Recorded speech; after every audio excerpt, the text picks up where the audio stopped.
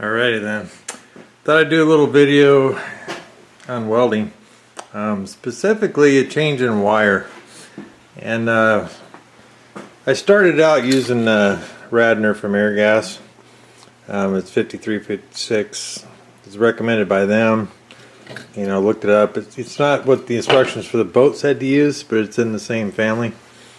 And then I started buying this Vulcan stuff from Harbor Freight mostly just because it's hard to get to Airgas before they close on weekdays, and they were open on weekends. Harbor Freight was. So anyway, did a lot of welding with Harbor Freight wire.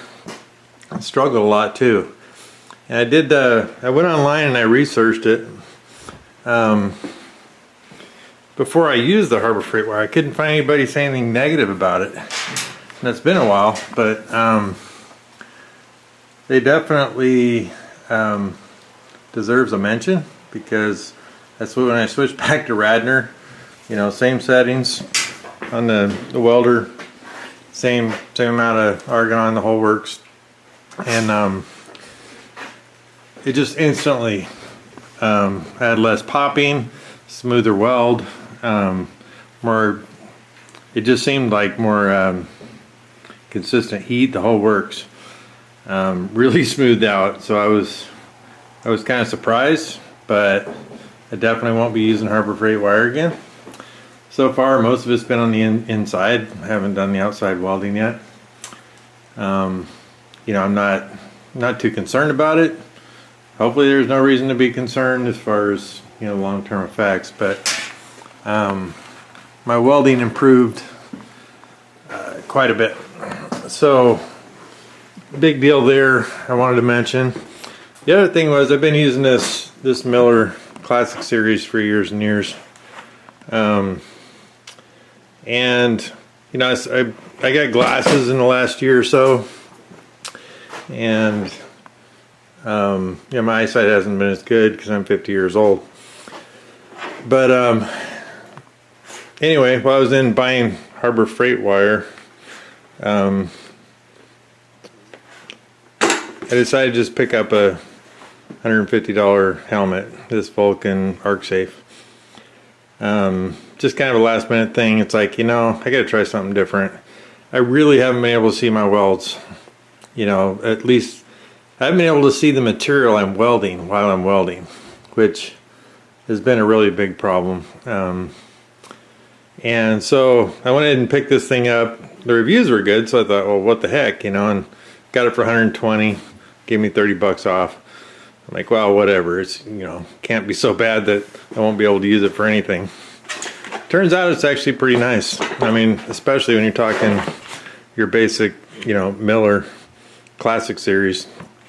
A lot bigger viewing angle, or viewing picture window, which when you're in tight situations and having to look up into the corner of something, made a massive difference. But just, I don't know what it is. This one has adjustability. It has a switch here that goes from you know, like 5 to 8, and then 9 to 13, whatever it is. It has two scales. You know, you switch it on, and way more adjustable.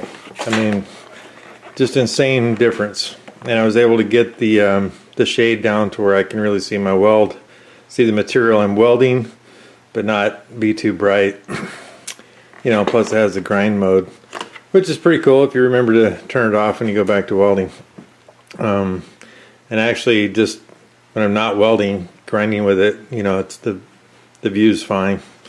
If I need to see detail, just lift it up. So between the helmet and the wire, man, I wish I started out here. I'd done this a long time ago.